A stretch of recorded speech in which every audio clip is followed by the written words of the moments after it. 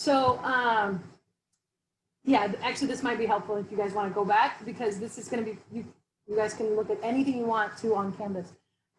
So that's really, it's not important until you go back and iterate your research questions, right? So when you go back and, remember we were adapting our research questions, because you might find yourself stuck somewhere and you didn't think about it. So for example, if your research questions about the US healthcare delivery system, then you're probably going to exclude studies that are from abroad, right? So that's an exclusion criteria, but you will include studies that are only in hospitals, but not, and yes, inclusion and exclusion do start, you're like, what's the difference? We do that too. So just make sure that you are excluding the broader terms, including the more specific stuff. That's kind of a rule of thumb, but either way, as long as you capture them in either one, that kind of makes sense, you know, that covers you. Does that make sense? Just jump in, guys, if you have questions or anything.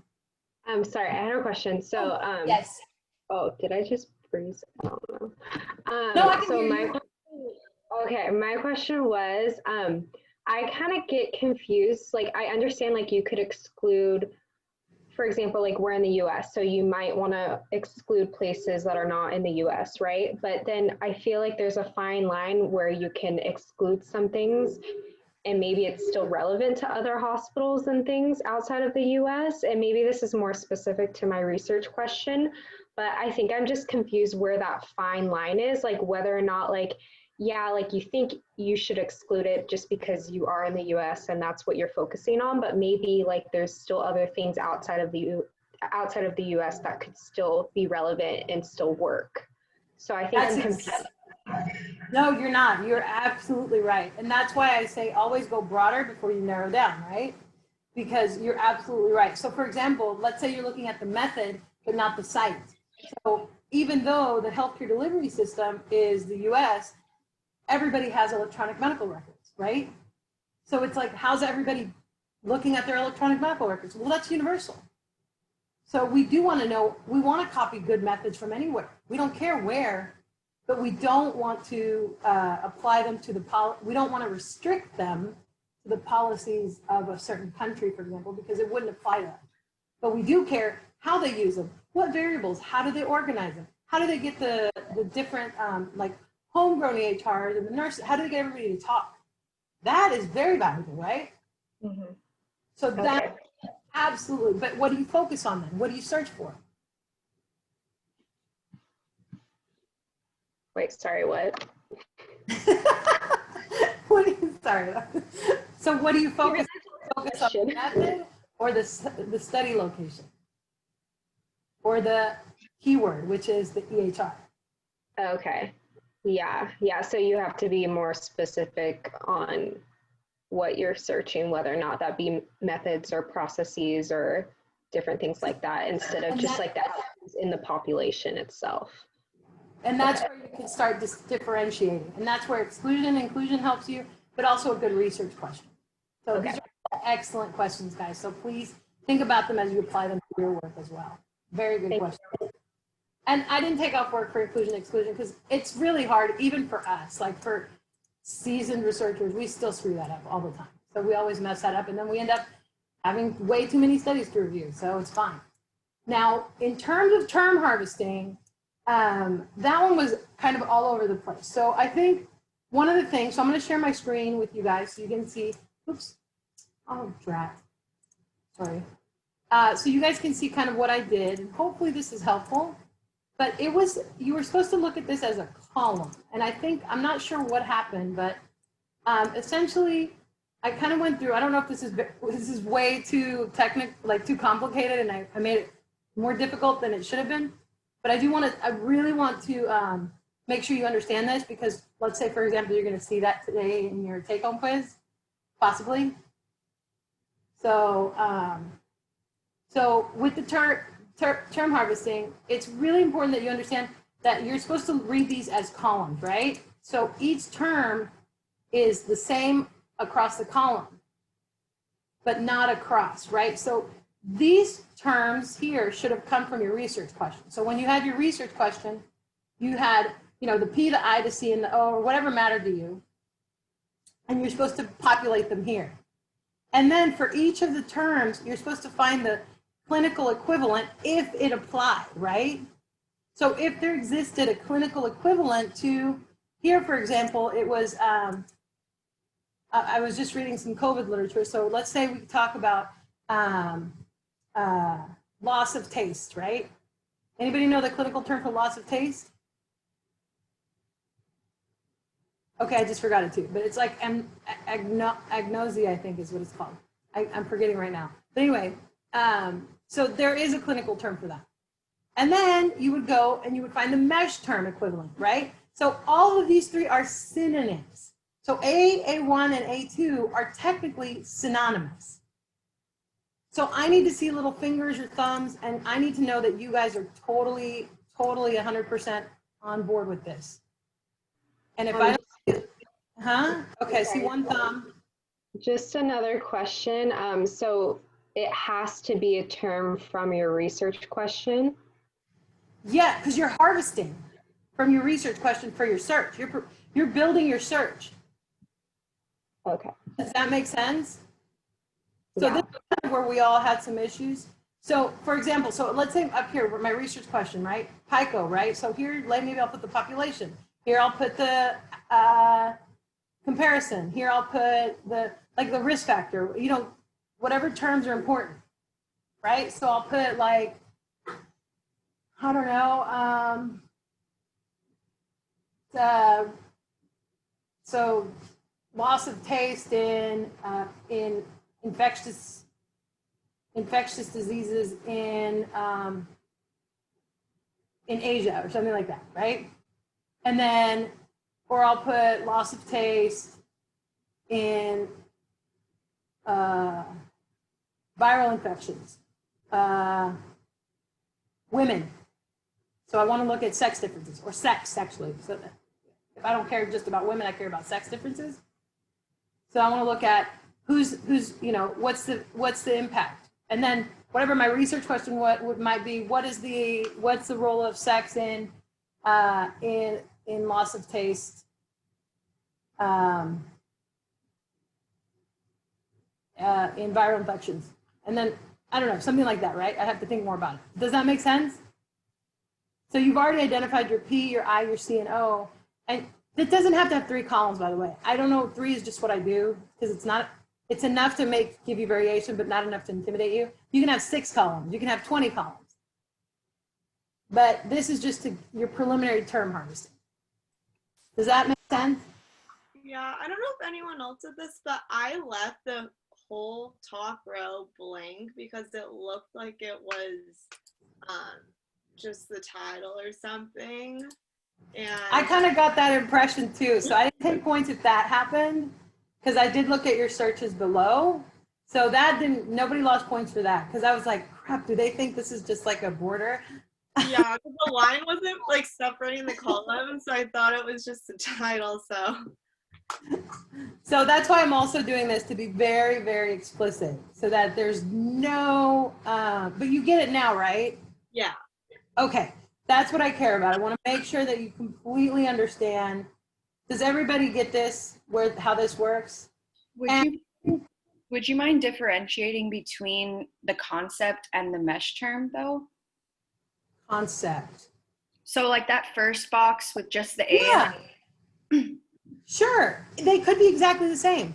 Let's say you're really great at this and you think in mesh terms. And so you think communication. Well, communication is a mesh term. So repeat it. Does that make sense? Yes, thank you. And you could even have more than one mesh term in there. So let's say you like communication barriers and you like communication science. Put them both in mesh. Those are 2 that you want to try. But the top row should come straight from your research question. And even within that, by the way, if you think of other words that you care about, add them in there. So let's say I think about loss of taste or taste buds. I don't know. You can put them in there. But that's why I put concept, because the idea is that you think about this in terms of what is coming from my research question, what is coming from a clinical perspective, because I am a healthcare management or health services researcher, and what's coming from mesh. Because mesh may not actually do it for you. Maybe it turns out that the clinical term is the one that's most popular. But you want to have a good variation across these. Does that make sense? Yeah, and just to clarify, some terms might not actually have any clinical terms. You may not find anything. So then just put, nothing.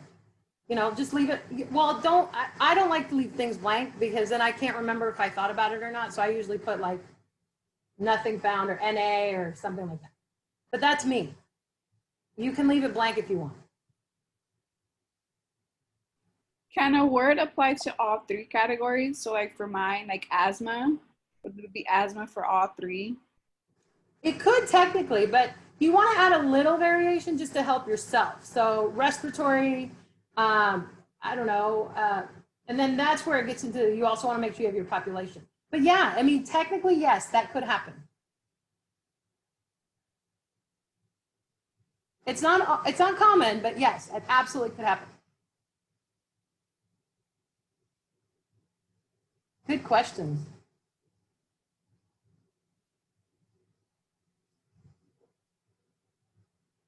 So everybody good?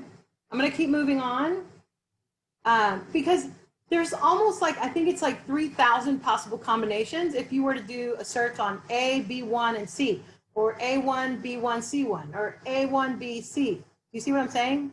So this gives you, because then you don't have to do this again. Once you've done this, you've pretty much got the main search done, and you're not searching frivolously or aimlessly. You're just, you do your search and you're able to track it, and then you're able to see what is going to be the best combination of information so that you can get the studies that you want. The other major issue was the data extraction. And this one I was, and I didn't put the table here for some reason, but I think this one is really, really important also because you're going to see this in the quizzes. Extracting, I wouldn't worry so much about study design. There were a few, everybody did actually really well with study design in terms of cross-sectional cohort.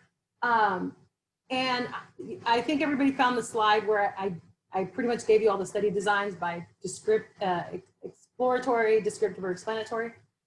I was more concerned about population, the outcome or dependent variable, and the independent variable. So in this week's module, what I did, I don't know if everybody's had a chance to have a look, but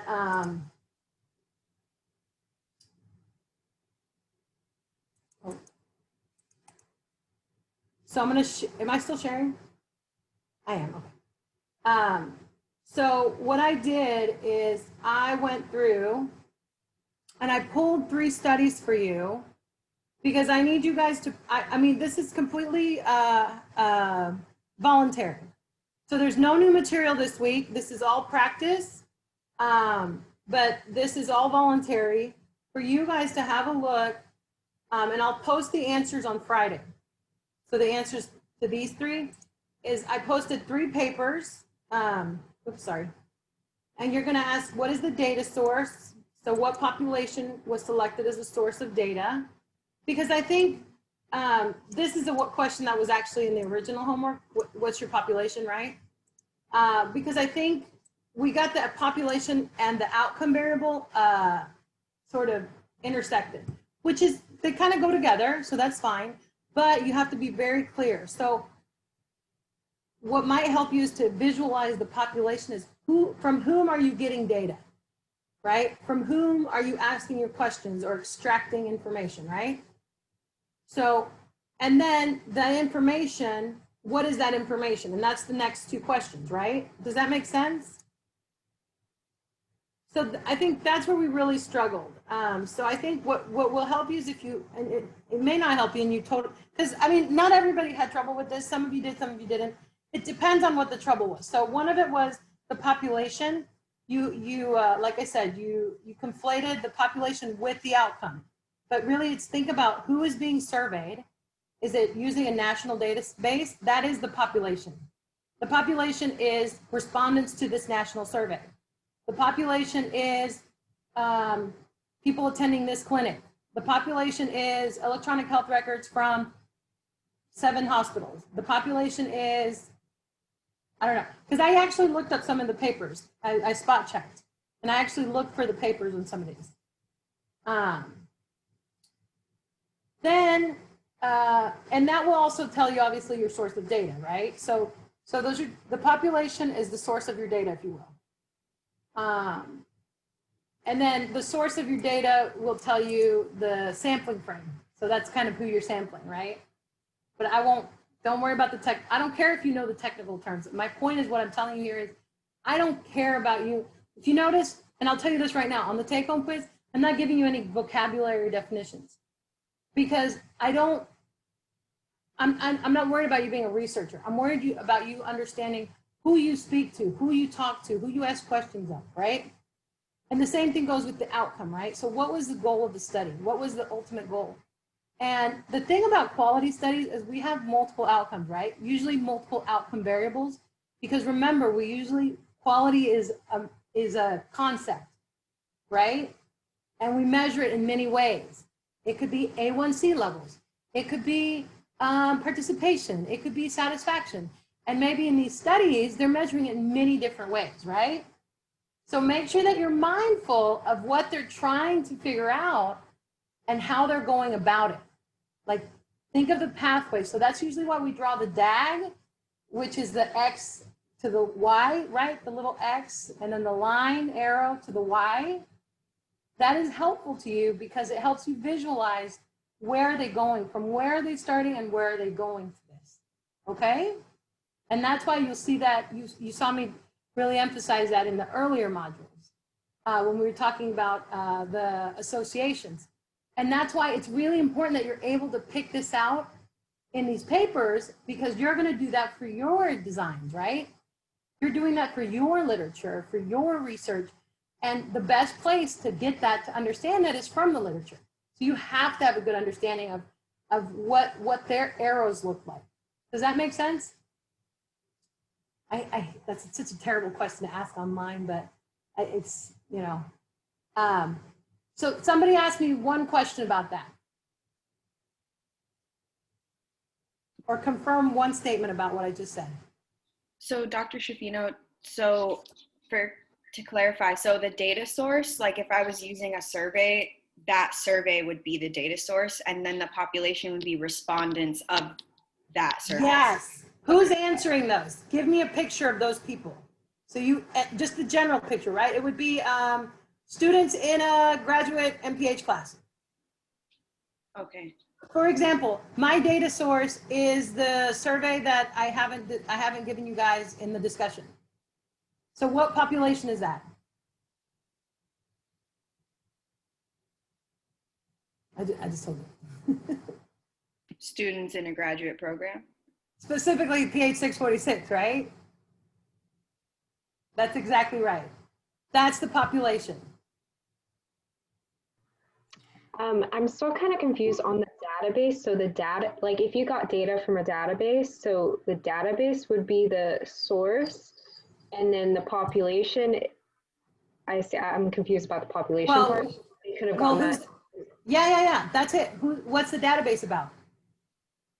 Oh, okay. So, well, I'm just thinking about like the AHA database. Okay, so what's that population? Yes. Okay. Exactly. Perfect. So I have a question regarding specific to like my population, because they have children, but what if like it's the parents that answer it? Would that still be considered like one population or like separate ones? That's a great question. Representative, you know? Great question. So what's the data source, first of all? How are they, so what's the data source? An example is N. Haynes from CDC, but I haven't taken like a closer look into who answered it yet. So visualize the specific questions. Who is answering the questions? Well, if it's pertaining to the children, then it would be about the kids, but I don't know if it's the kids themselves that are reading these surveys, you know? So you need to read about the documentation, but if it's parents being asked about their children, then what population is it? I'm sorry. If it's parents, if it's adults being asked about their children, then what's the population? Help her out, guys. It's the children. No, it's the Wouldn't it be parent. adults? Which kind of adults? Any adult? The parents? Adults with children. But yes, parents. Okay? Because I can be asking you about your work. I can be asked, but it's not about your company, right? I can be asking you about your favorite activities, but it's not just about, I don't know, baseball. Let's say your favorite activity is baseball. Does that make sense? It does. Thank you. Uh-huh. Good questions, guys. Excellent questions. All right, so now moving on to the outcome. So the outcome can be different, even in the same data source, same population, right? Depending on what the researcher has decided. So you have to pay attention to see what variable or variables they indicate. So how they operationalize it. And they'll usually tell you that in the methods, right? And or in the research, well, ideally in the research question, but sometimes it's not clear.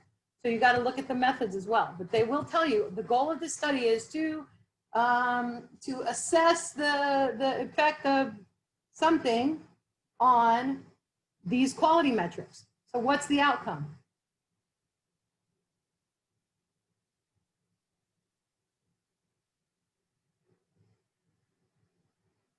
What would the outcome be if they say, I want to assess the effect of living abroad on quality metric X, quality metric 1, quality metric 2, quality metric 3. What's the outcome?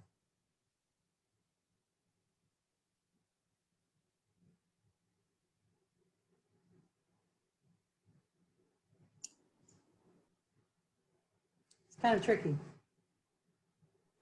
Would it be the quality metrics? Yes, yes. Right? Because the effect of living abroad on quality metric 1. So there's 3 quality metrics. So this researcher has decided that they're going to do a lot of outcomes. And right now they're only telling you about one factor that affects that outcome, right? Because it's affecting the outcome. Because the dependent variable is dependent on the independent variable. Does that make sense? I know this is an epi review, but I think it's important that it's really important that you understand this. Because when you're at your hospitals, you have to understand when you look at quality improvement, you have to be able to think, you have to work backwards and you say, are we doing this right? Are we doing the right things? Well, you don't know that if you don't see what the effect is on whatever you're trying to achieve, right? So if you can't think in that circular fashion, that PDSA fashion, then you're going to have a really hard time identifying what opportunities for improvement you want, because you need to visualize those relationships. So what would the independent factor be in that relationship?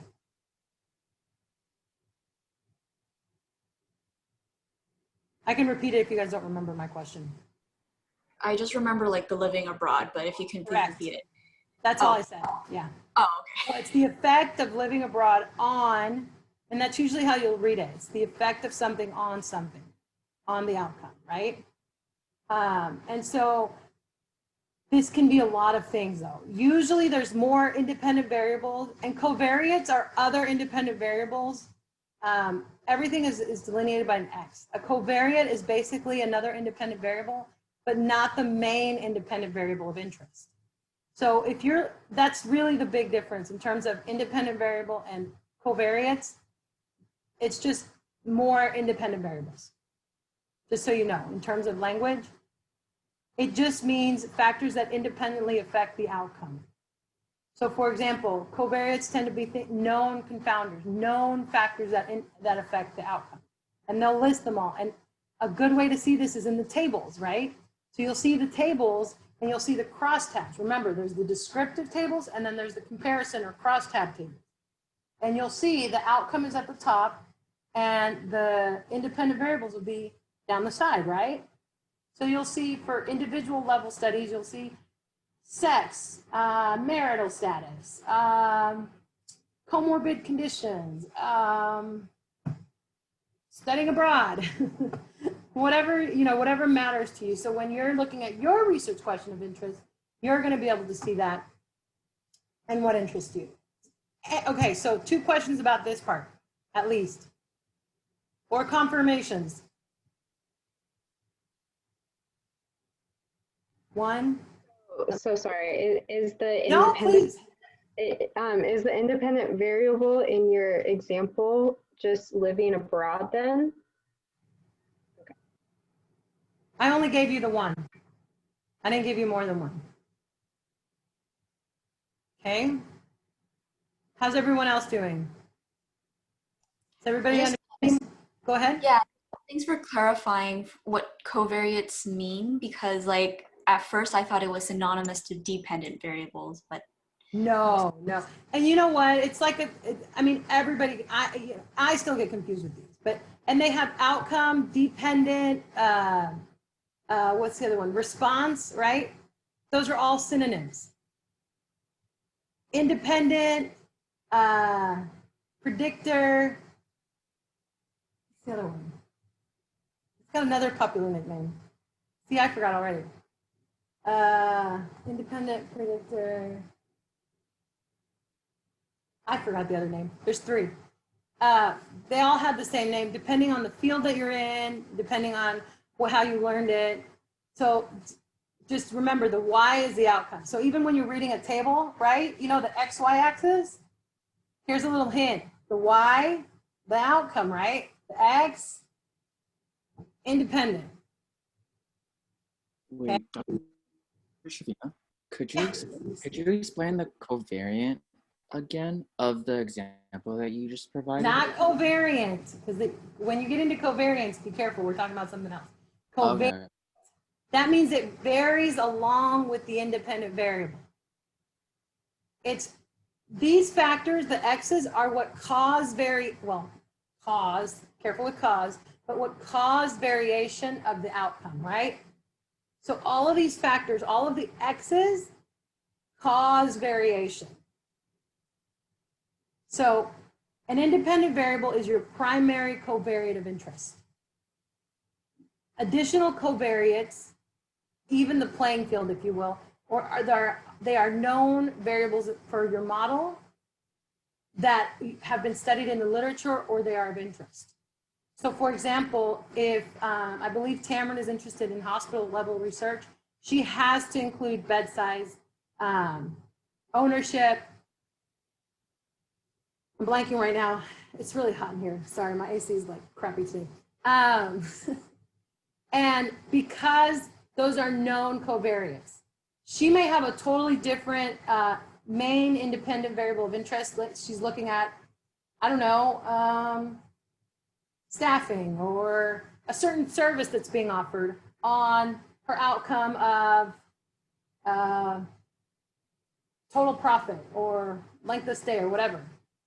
But there are certain covariates that she may not care. She could care less about bed size maybe, but she knows that because the evidence and her professor is telling her she has to do it, that this is an important factor, because otherwise she could be biasing her outcome or underestimating or overestimating the association. In this case, it would be underestimating it, right?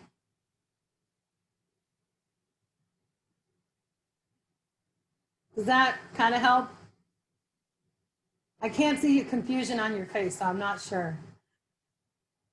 Another question. So for your example, it's the effect living abroad on quality metrics. So if you said the effect of a female living abroad on quality or on quality metrics with female, so would sex be a covariate then? Yes. Okay. Yes. So for example, here, let me see if this helps. I'm gonna edit this for just a smidge.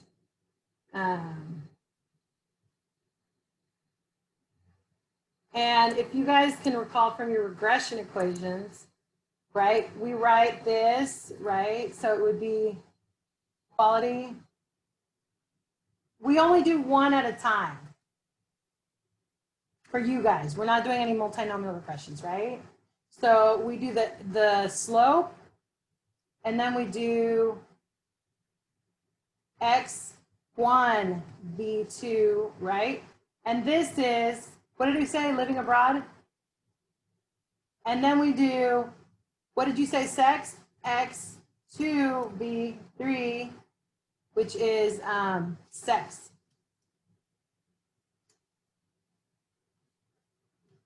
Which looks like the little E, the little, but you can't see that. That is your regression equation. Does that help or make it worse? I don't know.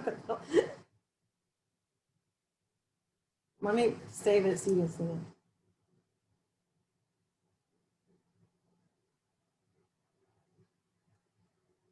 it. Really, that should be B0, but whatever. Don't think about that. Okay. Sorry, where's B0? Or where should B0 Sorry, be? I gotta fix that. That's your slope of the model. Sorry, accuracy is really important to me. Apologies. There you go. There you go. Okay? So what ends up happening is, because this is the name, so we could say X1 or we say living abroad. We say X2 or sex. And these betas, remember, those are coefficients, right? So it's like a weight. It weights your equation, right? Does that make sense? Or So Dr. Since you're giving us this equation, would you want us to answer in that format, or no, I just want you to tell me what the variable is. I just want you to look at the paper and tell me the variable. You absolutely do not have to write the equation. I'm just trying to get you guys to see how the two work together and why they are related. Because this should actually be reviewed for biostats. If it's totally foreign to you, that's totally okay, no judgment. I just want to give you as many potential angles and perspectives as I possibly can. If this is not familiar to you from biostats, then we can talk about it another way. But for some of you that are really into biostats and we're really into it, this may be easier for you to understand. But no, I am not asking for that. All I was asking for from the assignment, remember, we're just reviewing the assignment, was to help you guys see why we need to see these items and what their relationship is for the outcome, right? Which is right here. Because remember, I said there were three, so really it'd be three equations, right? Quality 1, quality 2, quality 3. But I'm not writing them out. I'm a little concerned I'm confusing you more than I am helping you, which is obviously not my intent, but definitely let me know if that's the case. So I'm looking at one of the example articles you shared with us. It's actually that first one. And so Yes. when I look at table 1, it makes a lot more sense when you're explaining to us like what, instead of the word characteristics, you can use that as like a covariate, correct? Yeah, yes. You could say, yes, variables of responding, yes. Variables or covariables, whatever you want to call them. Yes, covariate's fine. And then the outcomes would be, well, wait, this isn't, let me just see something. Oh, yes. So, but that first table, you got to read the paper because that's actually for response rate to their survey, right? I was like, wait, that's not the right one you want to look at. Oh, okay. Sorry, I just saw like the first one. But actually, this is a good example of, usually this is the outcome, right? So this is Y is response rate, respondents, right? And then this is X1, X2, X3, X4, X5, X6, X7. So yes, this is a good question. This isn't actually this is an informative table, which really is not appropriate as a table 1, but whatever. It's New England, they can do whatever they want. But yes.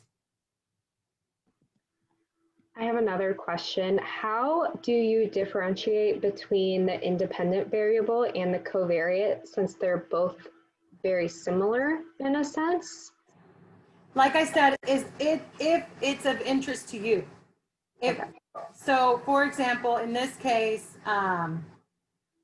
this is about electronic health records. So they should have actually had, they're not put, like I said, this is not a great table, but they should have put electronic health records, yes, no. So that would have been the main independent variable. I don't care if you confuse independent and covariates. I don't care. And in fact, I think, let me just double check. I think I put them in the same, yeah, see, look, in your quiz, I have them at the same, I have them in the same box. I don't care. I just want to, I want to make sure that you can distinguish dependent and independent. I don't care if you can distinguish the X's. Okay, so does everybody understand this? Yes. And hint, this is not the right answer for this one. This is not the right outcome variable for this paper. This is a trick. It's a trap, but it is good practice for us for today. Okay, guys, so moving on. Let's see, now I'm a little bit off, but I'm really glad we spent this time actually, because then it segues perfectly into the quiz, which I'll review very quickly. And then we'll jump right into our activity that we were doing last week. Okay, any final questions? One last question. Anybody, speak now or forever hold your peace about the homework. Okay, so moving into, and remember, I'll post that on Friday, okay? For the answers to that on Friday. So with respect to the take-home quiz, I've decided to put it on a Word document, so it's not one of those fill-out quizzes, because I felt like it was going to be easier for you guys to manipulate, since you guys are going to have to possibly toggle between multiple screens if you have slow internet, things like that. So it is a Word document, and there's one question on the quiz part, and that's where you upload the Word document. If it gets a little hairy, let me know, and what I'll do is I'll figure out a different way for you guys to submit it, okay? So this quiz is open note, open book, open web. There's no, I'm not asking, I don't care about you guys being, you know, perfect. I care about what you guys can do, what you're capable of, and understanding the concepts. Do not work with a buddy. Do not work with somebody that knows this stuff from a different class or different year, please. Most importantly, because it's about me knowing where you're at, what we need to do, what we need to review or repeat or spend more time on or do more practice with, because it's really about your own progress. It may seem very easy, and that's great if it does. If it seems very challenging, that's also fine, as long as I can see that. So it is very important that you show your work. There's 3 sections. The whole quiz is worth 15 points. There's conceptualizing research, research design, and data management. You will need SAS for data management. You all should have on Canvas, and I strongly urge you all to practice accessing the campus labs in the event that your SAS shuts down, because that's not going to be a reason not to turn it in, because you have a whole week. So try to VPN into the labs. You guys have all the information to do that, so give that a practice just in case for whatever reason you're not able to do that. But here's the Word document, and I'll publish it at the end of class today. But essentially, I am providing you with 2 articles that you'll review. I'm providing you with extraction and data management concepts. I'm obviously going over these very quickly because I don't want you to see them fully. But I do want to give you guys a chance to have a look and see if, and there should not be anything of this that is unfamiliar to you. There's a module that covers it. There's recordings about everything. So there should not be any component that is confusing. And at every point, you must show your work. And what show your work means for conceptualizing, it means you can either indicate how you extracted the research question, which should be in the form of a question, and then labeled with the P, the I, the C, and the O. In the research design section, it should be very clear where the terms came from, because when I spot check and see if it's a real mesh term, I will see if it's a real mesh term. And I will see if if there's no clinical designation. In terms of the data management, you must not only show your code, but also the output, right? So does everybody remember the code is the SAS file, just copy and paste it, and then the output is what came of it, right? So I know that it worked. Worst case scenario, if you start to panic and you can't get it to work, then show the failure, the log file failure. Okay? I can't guarantee I'll get points for that, but at least it'll give you something to work with. And the files that you'll need for the quiz are located in our shared drive. So that'll be, and that's also where I'll put a Word copy of this. So you'll see it here.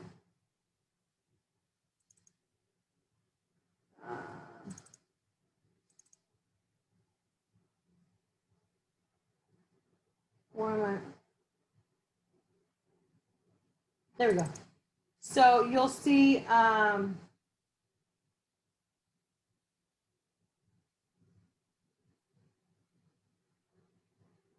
the 2 papers, and then this is the data that you'll need for item 3, okay?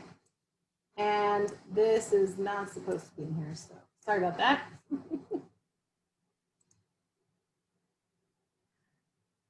Sorry, so did you say this was going to be an hour time limit? A week. Thank you. So it'll be due Monday. Well, like, no, I would never do that to you. That's just mean. It's, I believe Monday at 11:59 p.m. So it's like almost a week, just under a week. So also on that question, so I saw on the side, it had like a little timer, it said like time elapsed. So once we open it, do we have to do it all in one session? No, it should let you, that's just me previewing it. I don't know why it's timing me, but it should it's just a preview because I haven't published it. So I can only show you in the preview for some reason. Got it. Okay. And if it by some chance doesn't let us access it, should we just email you and ask you to like reopen? Yes, absolutely. Please do. That's in the discussion too. You can ask questions. Please don't ask specific questions because I can't answer them. You know, like about the quiz questions, but I can ask general questions. I know that's kind of a hard one. And then, but everything's available to you. The recordings are up, modules, the UCLA links. I can't think of anything else. There's sorry, I took the answers. Well, I'm not sorry. There's sample code here. There's your there's your SAS code board. There's actually the better one is more updated. There's everything's in there that I could possibly think that would help you. Any questions or comments on that? And yeah, I'm gonna double check that it's not timing, Natalie, because whoever goes in there, as soon as you go in there, can you double check and make sure it shouldn't be timing? Because that's, that's not the goal of this. Like I said, I want you guys to really work on the coding on your own, to really to know how your understanding is, how you're feeling with the coding and that kind of stuff. And then in terms of the mesh terms and the conceptualization, you don't actually have to run any searches. If you notice, you just have to make sure that you harvest the terms, because the searches everybody did fine. It's the harvesting that I want to make sure that we're all on the same page, and the extraction is going to be really important. So you do have to read the whole paper on all of the 2 papers that I gave you. Well, not the whole, but you will have to definitely scan them thoroughly to get the information correctly. So I strongly urge you to read the 2 papers. Questions, comments, thoughts? Okay, so I'm going to give us a break there. And then when we come back, we're going to continue with our Burfus activity that we started last week. I don't know if everybody remembers, because I don't know, feels like a long time ago, but we are going to continue that because it's going to help keep you guys in that data management frame of thinking, just to keep you fresh on that. Okay. All right, last questions. I'm going to stop sharing and I'm going to stop the recording and we'll start the recording.